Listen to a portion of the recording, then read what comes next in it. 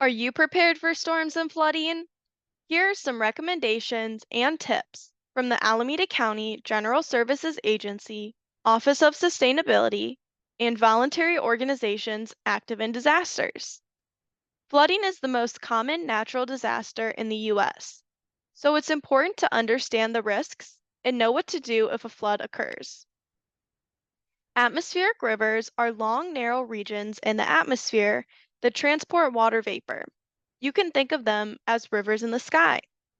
Atmospheric rivers that carry large amounts of water vapor and strong winds can create extreme rainfall and lead to flooding and mudslides. Flash floods begin within a few hours to even minutes after intense rainfall. This gives people little time to prepare and take precautions. Flooding occurs in areas where the ground is unable to absorb all of the fallen water. Urban areas are particularly vulnerable to flash flooding because of all the impervious paved surfaces.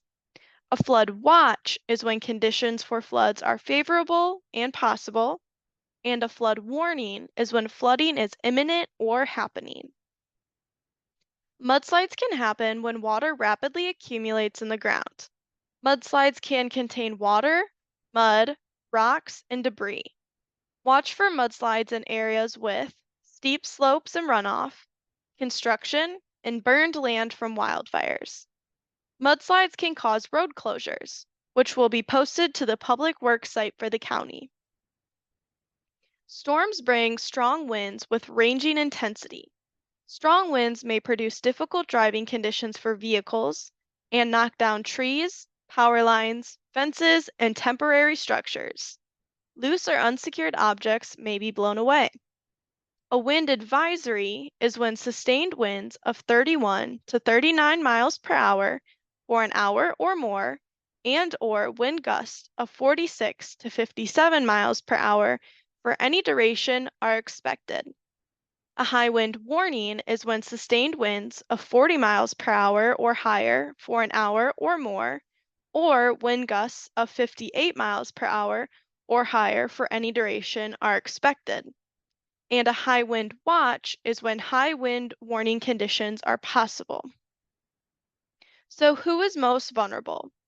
To allow extra travel time, older adults and people with disabilities may consider evacuating during evacuation warnings or at any point that they feel unsafe. Never wait to be told to leave an unsafe situation. People with medical conditions. Floodwaters may contain diseases that can cause or worsen health impacts. People living in older homes. Water may leak into the house due to deteriorated foundation. Low-income individuals, they may not have access to transportation such as a car to evacuate, and the unhoused. They are very susceptible to the impacts of floods and storms. Their lives and belongings are at high risk. Here's a map showing the flood hazard areas for the county. Neighborhoods near the San Lorenzo Creek, Alameda Creek, San Antonio Reservoir, the Bay shoreline, and more are at high risk of flooding. You can view FEMA's website to see if you are located in the FEMA floodplain. The terms 100-year flood and 500-year flood are used to describe the chance of a flood happening. A 100-year flood is a flood that has a 1 in 100 or a 1% chance of occurring each year. So how can you prepare and stay safe? First of all, turn around, don't drown. Never walk or drive through floodwaters, and never go around warning barricades. People and items, including cars, can be easily swept away in fast-moving floodwaters.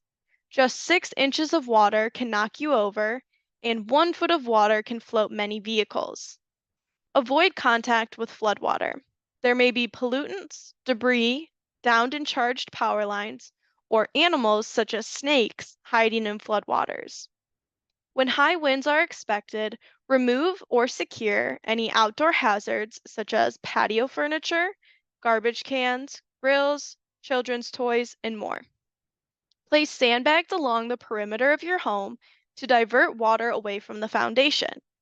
Visit the county's Public Works website to view where sandbags are available for pickup. You may need to evacuate quickly, so keep your car gas tank at least half full. Never touch or drive over downed power lines. The charges may electrocute you. And do not return home until it's safe. After a flood, your home may be contaminated with mold or sewage, which can cause health risks. So dry out your home and clean or remove all contaminated items. And wear protective clothing when cleaning up. Wait for further instructions from authorities or professionals before turning on or off electricity and gas, and check with local authorities to ensure your drinking water is safe and has not been contaminated. I've shared a lot of information, and now I will ask you a couple questions about some of the key facts you just heard. This will help you hold on to the most important key pieces of information. Pause the video after I read the options to think about your answer. Then press play again to hear the answer. First question. If you need extra time to evacuate, when should you leave? 1. When it rains heavily. 2. Whenever you feel unsafe. Or 3. When someone knocks on your door. The answer is 2. Whenever you feel unsafe. Populations such as older adults or people with disabilities may need extra time to evacuate due to mobility. Next question. What is a flood warning?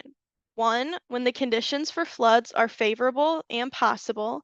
Or 2. When flooding is imminent or happening. The answer is 2. When flooding is imminent or happening. Last question. What is a 100-year flood? 1. A flood that occurs every 100 years. Or 2. A flood that has a 1 in 100 or 1% chance of occurring each year. The answer is 2. A flood that has a 1 in 100 or 1% chance of occurring each year. And here are links to storm and flood related resources. They will be linked in the description below. Thank you for watching our training and for everything you do to help make our community healthier and more resilient. To stay connected with us, sign up to become a member of VOAD and follow along with Alameda County at ready.acgov.org.